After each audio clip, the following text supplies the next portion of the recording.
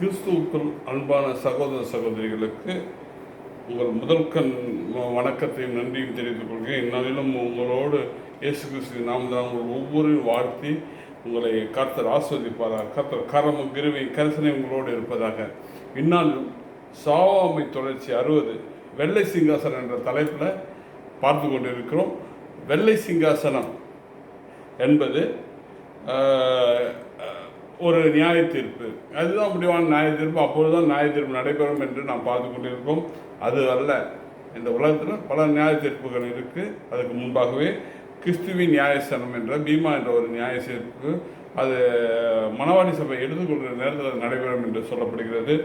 இதனுடைய ரகசியம் என்ன, இது குறித்தான வேத சத்தியங்கள் என்ன என்பது குறித்தெல்லாம் நாம் ஆழமாக இந்நாளிலும் பார்க்க நாம் வாஞ்சித்து கொண்டிருக்கிறோம். ரோமர் 2:16 என் சுவிசேஷத்தின்படியே, என்னது என் சுவிசேஷத்தின்படியே என்று சொல்லப்படுகிறது. அப்போ என் சுவிசேஷத்தின்படி என்பது இயேசு கிறிஸ்துவின் சுவிசேஷம். என் தேவன் இயேசு கிறிஸ்துவை கொண்டு, அதாவது சுவிசேஷம் இயேசு கிறிஸ்துவை கொண்டு. அவர் தேவனுடைய குமாரனாக இருந்தார். உலக மனிதர்களுக்கு தெரியாது, இயேசு யார் என்பது தெரியாது. இயேசு ஏதோ இந்த பூமியில் வாழ்ந்த ஒரு மனிதர் என்று தான் அவர் பேசிக்கொண்டிருப்பதை நாம் பார்க்கிறோம். 2000 ஆண்டுக்கு முன்பாக வந்து புரட்சியாளர் என்று பேசுகிறார்கள். 2000 ஆண்டுகளுக்கு வந்து ஒரு நல்ல மனிதர் என்று பேசுகிறார். ஆனால் நமக்கு தெரியும் அவர் தேவனுடைய குமாரன் என்றும், முதலாக வானம் பூமியெல்லாம் சிருஷ்டிக்கு முன்பாகவே அவர் சிருஷ்டிக்கப்பட்டவர் என்றும், இந்த பூமியை சிருஷ்டிக்கும் போது அவர் ஆதியிலே வார்த்தையாக இருந்தார் என்பதையும் நமக்கு தெளிவாய் நம்முடைய வேதத்தின் மூலமாக நாம் அறிந்து கொண்டு இருக்கிறோம். அப்படிப்பட்ட ஒரு தேவன் அவர் மூலமாக இந்த பூமியை ஒரு மீட்பை அவர் கொடுத்திருக்கிறார். அந்த மீட்பு என்பது என்ன? மனுஷருடைய அந்தரங்கத்தை குறித்து நியாய தீர்ப்பு கொடுக்கும் நாளில் அது விளங்கும். அப்போது இயேசு கிறிஸ்துவை கொண்டு தான், இயேசு கிறிஸ்து மூலமாக நீங்கள் என்ன செய்தீர்கள், இயேசு உங்களுக்காக ரத்தம் சிந்தினாரே, உங்களுக்காக மரித்தாரே, நீங்கள் அவருக்காக என்ன செய்தீர்கள், அதற்காக நீங்கள் அவரிடத்தில் மீட்கப்பட்டிருக்கலாம், அந்த மீட்புக்கு நீங்கள் ஒப்பு கொடுத்தீர்களா, அவர் பட்ட பிரயாசத்தை நீங்கள் சரியான முறையில் அதை செயல்படுத்தினீர்களா என்று பல கோணங்களில் தேவன் உங்களிடையே கேள்வி கேட்டால் நல்ல நியாய தீர்ப்புக்கு அது விளங்கும் என்று சொல்லப்பட்டிருக்கிறது. இன்னொன்று அதனுடைய நோக்கத்தை குறித்து, அது ரகசியம். நாம் பார்த்தது ரகசியம். இந்த ரகசியம் அந்த சுவிசேஷத்துக்குள் அடங்கி இருக்கிறது. அது ரோமர் 2:16 சொல்கிறது. அந்த ரகசியம் அவருடைய சுவிசேஷம் இல்லாமல் நம்மளுடைய மீட்பில்லை. அந்த சுவிசேஷத்துக்காக அவர் நமக்காக மனிதிருக்கார். ஆனால் நாம் நமக்காக என்ன செய்திருக்கோம் என்பதுதான் அங்கே ஒரு கேள்வியாக இருக்குது. அந்த ரகசியத்தை புரிந்து கொண்டவர்கள், அந்த இயேசு எதற்காக மரித்தார் என்ற ரகசியத்தை புரிந்து கொண்டவர்கள் அந்த காரியத்தை செவ்வனே செய்வார்கள். ஆனால் நோக்கம் பார்த்தீங்கன்னா 2 கொரிந்தியர் 5:14 சொல்லுது, கிறிஸ்துவுடைய அன்பில் எங்களை நெருக்கி ஏவுகிறது. அப்போ அந்த மரணத்தை குறித்தான அந்த அன்பு, அவர் நமக்காக மரித்த அந்த அன்பு, அதில் நம்ம நெருக்கி ஏவப்பட வேண்டும் என்று வேதம் சொல்கிறது. ஏனென்றால் எல்லோருக்கும் ஒருவரே மரிக்க, எல்லோருக்காக அவர் ஒருவரே மரிக்க, எல்லோரும் மரிக்கிறார்கள் என்றும், எல்லோரும் மரிக்கிறார்கள் என்றும், எல்லோரும் மரித்தார்கள் என்றும். அப்போ எல்லோரும் மரித்தார்கள் என்ற ஒரு வார்த்தை அங்கே வருகிற பொழுது, இயேசு மரணத்தின் மூலம் நம்முடைய மரணம் அங்கு சரி கட்டப்பட்டிருக்கிறது. ஆதமுக்கு தேவன் சொன்னார், இந்த கனியை புசிக்கினால் நீ சாகவே சாவாய். அந்த சாவை அவர் சொன்னது சரீர மரணத்தை குறித்து அல்ல, ஆத்மா மரணத்தை. ஆனால் இயேசு சரீரத்து மரணத்தின், அவருடைய சரீரத்து மரணத்தின் மூலமாக நம் ஆத்ம மரணத்துக்கு ஒரு மீட்பை கொடுத்திருக்கார்.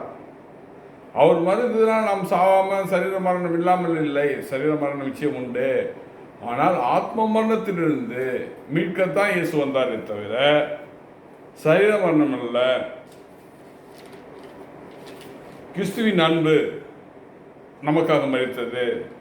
நம்முடைய மரணம் அவர் மரணம் மூலமாக நிறைவேறியது, ஆத்மா மரணம். அப்போ சாவாமை தரிக்க நாம் அந்த 2ஆம் மரணமாகிய ஆத்மா மரணத்தின் ஜெயம் பெற இயேசு இந்த பூமியிலே வந்தார், மரித்தார். இதெல்லாம் ஏன் சொல்கிறோம்?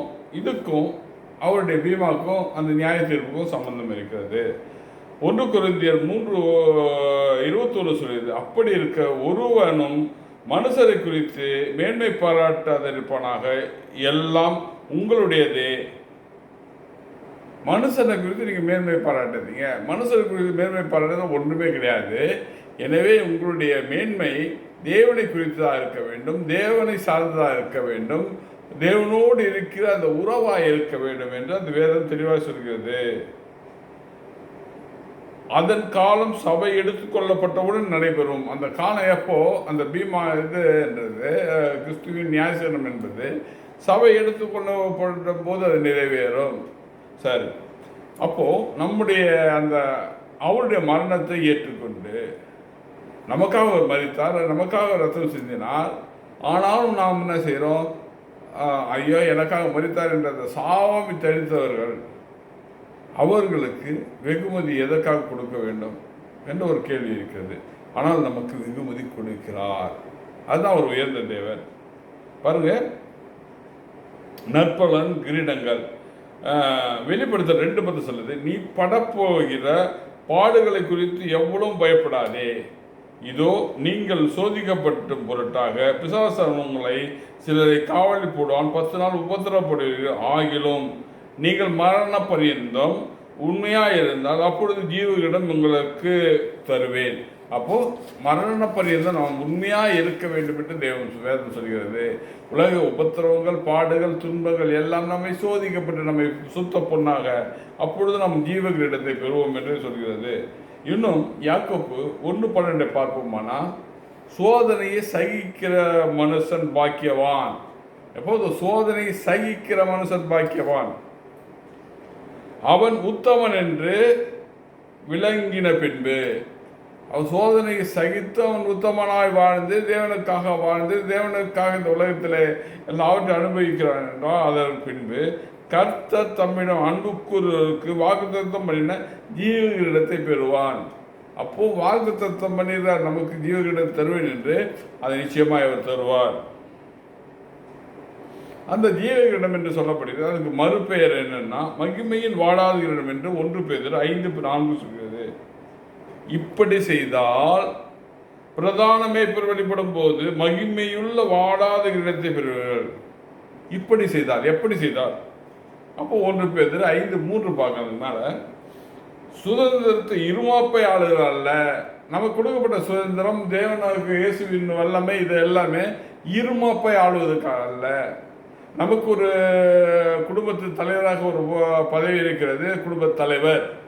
ரேஷன் கார்டில் போடுறதுக்கு மட்டுமல்ல, அந்த குடும்பத்தை நாம் மூலமாக பாதுகாக்கத்தக்கதாய், அந்த குடும்பத்தில் நாம் அன்பு செலுத்தத்தக்கதாய், அந்த குடும்பத்தின் தேவைகளை சந்திக்கத்தக்கதாய், நம்முடைய தேவை, நம்முடைய காரியம் நமக்காகவே நாம் பாடுபடுவது அது தேவனுக்கு பிரியமான காரியம் இல்லை. எனவே நீங்கள் ஒரு சரியான குடும்ப தலைவராக இருக்கிறீர்களா? நீங்கள் ஒரு நிர்வாகத்துடைய தலைவராக இருந்தால் சரியான நிர்வாக தலைவராக அங்கே இருக்க தொழிலாளர்களுக்கு நன்மை செய்கிறவராக இருக்கிறீர்களா? நீங்கள் ஒரு தேசத்து தலைவராக இருந்தால் அந்த மக்களுக்கு நன்மை செய்கிறவராக இருக்கிறீர்களா?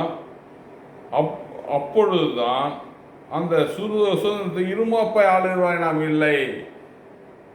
இருமாப்பு என்பது நான் ஒரு தலைவன் என்ற போர்வை அல்ல, நான் இவருடைய வேலைக்காரன் என்ற போர்வையில் நீங்கள் பணி செய்தால் அதுதான் நீங்கள் இருமாப்பற்ற நிலையில் ஆளுகின்ற தன்மை.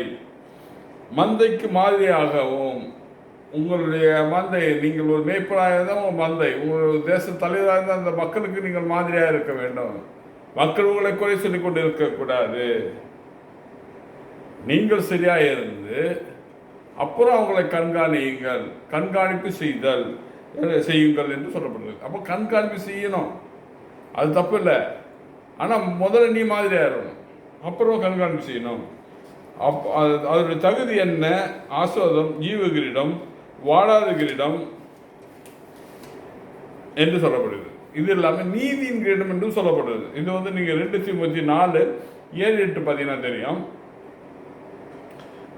நல்ல போராட்டத்தை போராடினேன், ஓட்டத்தை முடித்தேன், விசுவாசத்தை காத்து கொண்டேன், இது முதல் நீதியின் கிரீடம் எனக்காக வைக்கப்பட்டிருக்கிறது.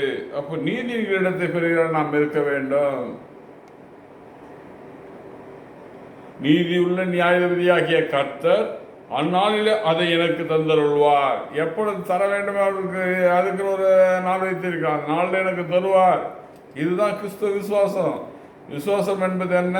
நான் நேர்மையாய் நடக்கிறேன், நான் நேர்மையாக செல்கிறேன், என்னுடைய வாழ்க்கையை நான் செவியாய் நடத்த வேண்டும் என்று அந்த விசுவாசத்தை ஓடி அதன் மூலமாக நான் பலனை பெறுவேன் என்று இருமாப்பற்ற நிலையில் நாம் சொல்லுகிற அந்த காரியம்.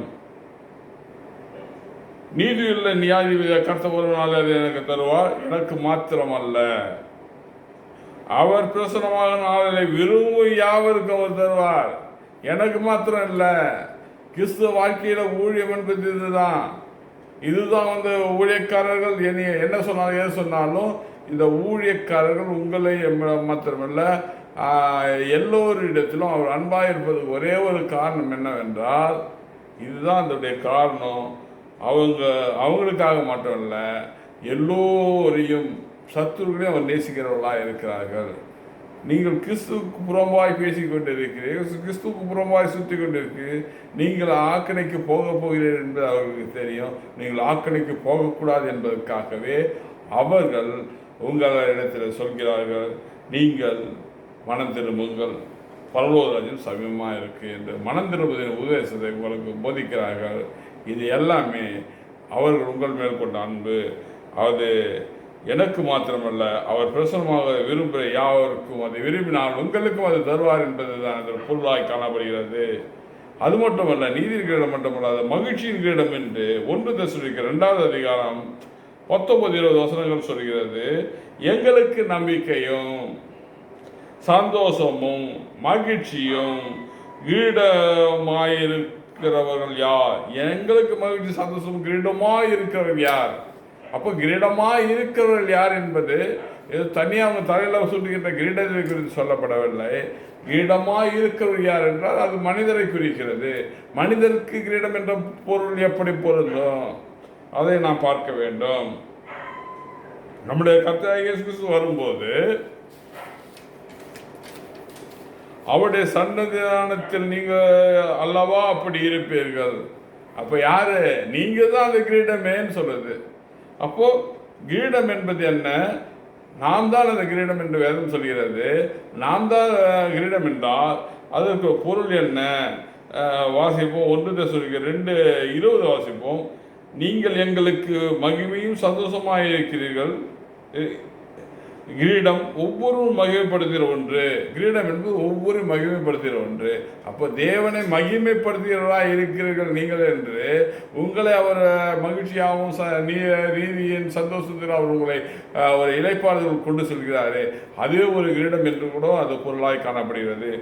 ஏனென்றால் ஆர்சி பைபிள் 1 தெசலோனிக்கேயர் 2:19 சொல்வது, நீங்கள் தான் எங்களுக்கு மகிழ்ச்சியும் பெருமையும் கூட சூடப்போகின்ற வெற்றி வகையாக இருக்க போகிறீர்கள். நீங்களே எனக்கு கிரீடமாக இருக்கிறீர்கள். உங்களை கொண்டு நான் மகிமைப்படுகிறேன், உங்களை கொண்டு நான் சந்தோஷப்படுகிறேன் என்று தேவன் சொல்கிறார் என்றால் உங்களுக்கு தேவனிடமிருந்து வருகின்ற மகிழ்ச்சியும் சந்தோஷமும் எவ்வளவு பெரியது என்பதை நீங்கள் அறிந்திருக்க வேண்டும். உங்களை தவிர வேறு யார் இருக்க முடியும்? தேவனை விசுவாசிக்கிறவரை தவிர வேறு யார் இருக்க முடியும்? தேவனை மகிமைப்படுத்துகிறவரை தவிர வேறு யார் இருக்க முடியும்? தேவனோடு இருக்கிற பிள்ளைகளை தவிர வேறு யார் இருக்க முடியும்? தேவனுக்காக தன்னுடைய வாழ்க்கையை அர்ப்பணித்தவர்களை தவிர வேறு யார் இருக்க முடியும்? தேவனுக்காக பாடுகளையும் சந்தோஷமாய் அனுபவித்தவர்களை தவிர வேறு யார் இருக்க முடியும்? தேவனுக்காக சோதனைகளிலிருந்து சுத்த பொன்னாக விளங்கின உங்களை தவிர வேறு யார் இருக்க முடியும்? இதுதான் வேதத்துக்கு சத்தியமாக இருக்கிறது. சாவாமை தரித்தவர்கள் நீங்கள், ஆத்ம மரணத்தின் சாவாமை இயேசுவின் மரணத்தை நீங்கள் பயன்படுத்தி கொண்டவர்கள்.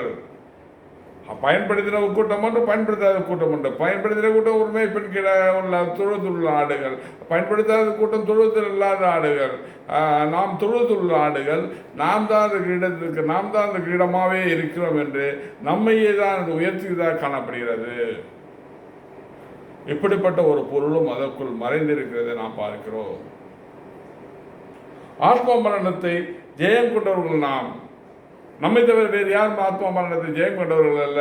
நாம் அனைவரும் ஆத்ம மரணத்தை ஜெயம் கொண்டவர்கள். அதற்காக தேவனால் தெரிந்து கொள்ளப்பட்டவர்கள், அதற்காக நாம் மீட்கப்பட்டவர்கள். உலக வாழ்க்கையை மேன்மை என்று உலக வாழ்க்கைக்காக தன்னுடைய உன்னதமான அந்த பரலோக வாழ்க்கையை அர்ப்பணிக்கிற எத்தனையோ மனிதர் இந்த உலகத்தில் தன் வாழ்க்கையை சீரழித்து கொண்டிருக்கிற நிலையில் நீங்களும் நானும் அந்த தேவனுடைய அந்த சுவிசேஷத்தை புரிந்து கொண்டு அவருடைய அந்த ஆத்ம மரணத்துக்காக நம்மை அர்ப்பணிக்கிறோமே, நம்மை தேவன் மகிமைப்படுத்த போகிறார். அந்த மகிமை நாளுக்காக நீங்களும் நானும் காத்திருக்க வேண்டும் என்று வேதம் தெளிவாய் சொல்கிறது.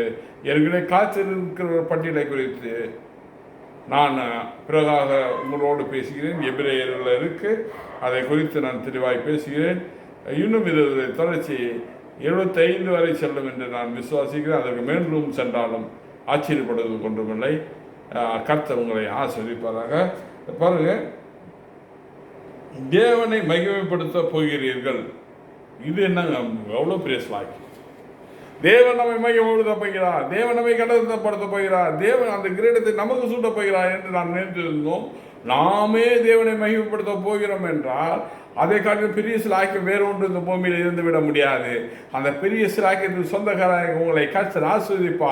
கர்த்தகரம் உங்களோடு இருக்கும், அவருடைய கிருபை உங்களோடு இருக்கும், அவருடைய கரிசனை உங்களோடு இருக்கும், அவருடைய அன்பு உங்களோடு இருக்கும்.